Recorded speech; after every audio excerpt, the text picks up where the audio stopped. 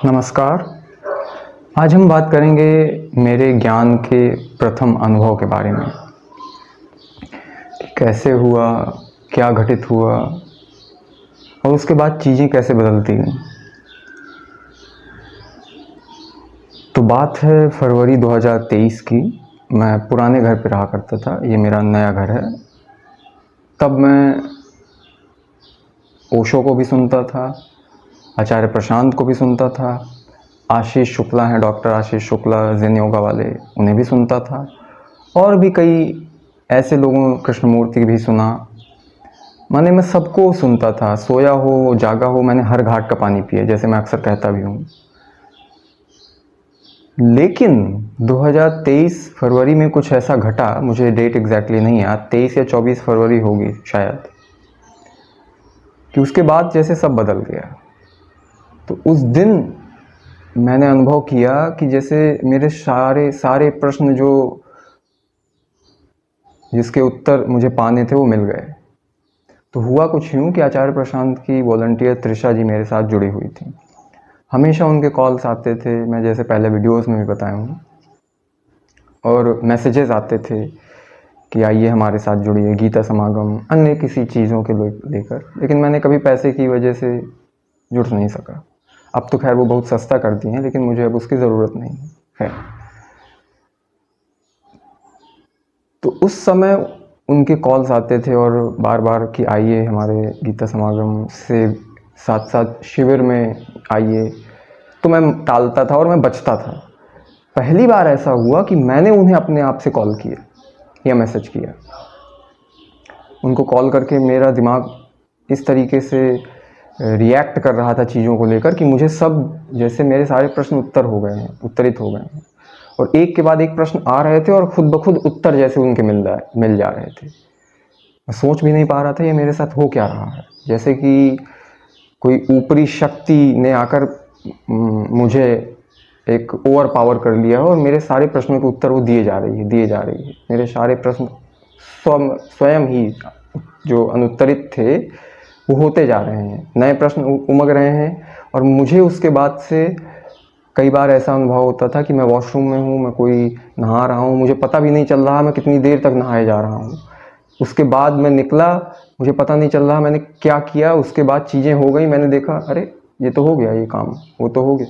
माने कि जैसे एक खुमारी सी छानी वो अभी भी है, वो अब भी चीज़ों में दिखती है। मुझे थोड़ा जब अनुभव होता है कि ये हो क्या रहा है मेरे साथ, तब से अब तो मेरे लिए आम बात हो गई है ये चीज़ें समझ में आने लगने के बाद। तो उनके प्रश्न जब होते थे तो मैं उस पर बचता था। त्रिशा जी की पहली बार मैं दौड़ते दौड़ते, पास ही ग्राउंड था HIC, वहाँ पे गया लगभग भाग के, और कॉल किया उन्हें और उनसे अपने विचार व्यक्त करने की कोशिश की कि मेरे साथ क्या घट रहा है। वो पहले तो समझ ना पाई, फिर उन्होंने कहा ठीक है शुभम जी, आप आइए हमारे इनसे जुड़िए, ऐसा जुड़िए। तो मैंने पहली बार ये कह दिया सीधे सीधे, क्या आप मुझे आचार्य प्रशांत से मिलवा सकती हैं। वो थोड़ा सा सकपकाई, हिचकिचाई और कहने लगी ऐसे नहीं होता शुभम जी, आपको आना होता है आपको। मैंने कहा नहीं, मुझे सीधे सीधे आपके आचार्य प्रशांत से मिलना है और आचार्य जी को ये बताना है कि उन्हें कुछ नहीं आता भीतर के बारे में।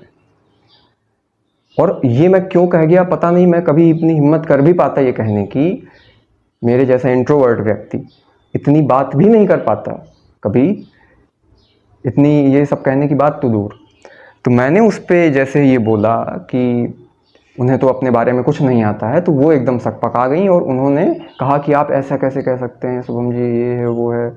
मतलब तरह तरह की बातें, उनको चोट लगी क्योंकि मैंने तो सीधी चोट कर दी कि उन्हें कुछ आता ही नहीं है। वो कहने लगी he is ocean of knowledge, ऐसा है वैसा है।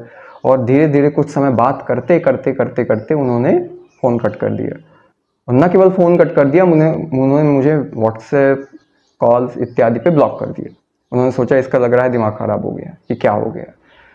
अब मेरे साथ बीते 3 सालों में जो चीज़ें घट रही हैं या घटी, उससे मुझे पता चला धीरे धीरे कि मुझे किस ओर अपना रुख करना है।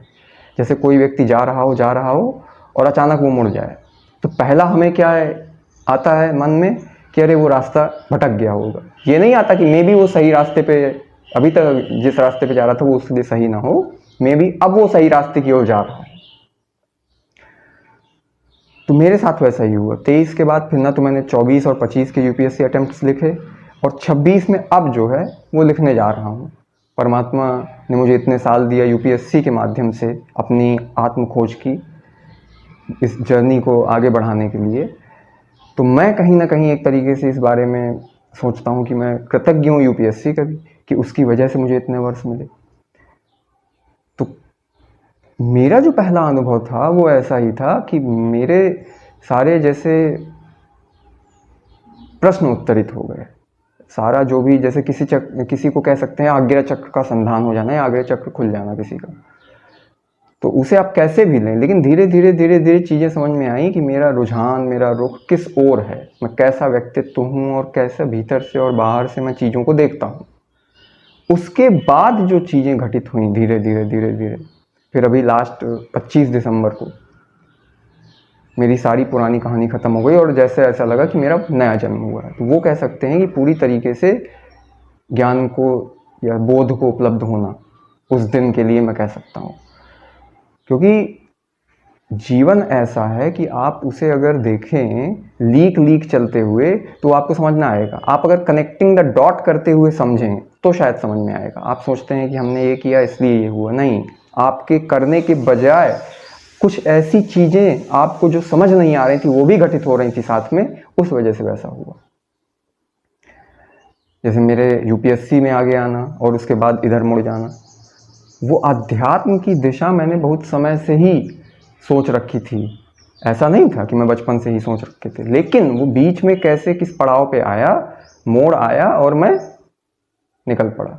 इसलिए मैं कहता हूँ कि मैं तो अब उस मोड़ में हूँ, ना जोड़ में हूँ ना तोड़ में हूँ। आने वाले हो आए, वरना मैं सब छोड़ में हूँ। तो ये था मेरा प्रथम बोध का, ज्ञान के अनुभव के विषय में। और मेरी इस समय की स्थिति अभी इस तरीके की है कि मैं चाहता हूँ मैं कितने सारे लोगों से ना मिल लूँ।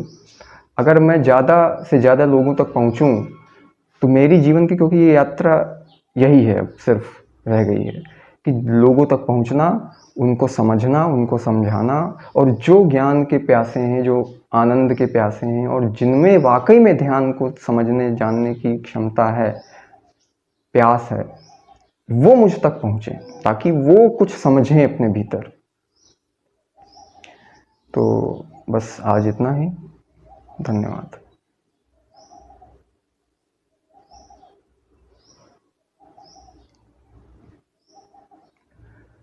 मोहब्बत में नहीं है फर्क जीने और मरने का। मोहब्बत में नहीं है फर्क जीने और मरने का।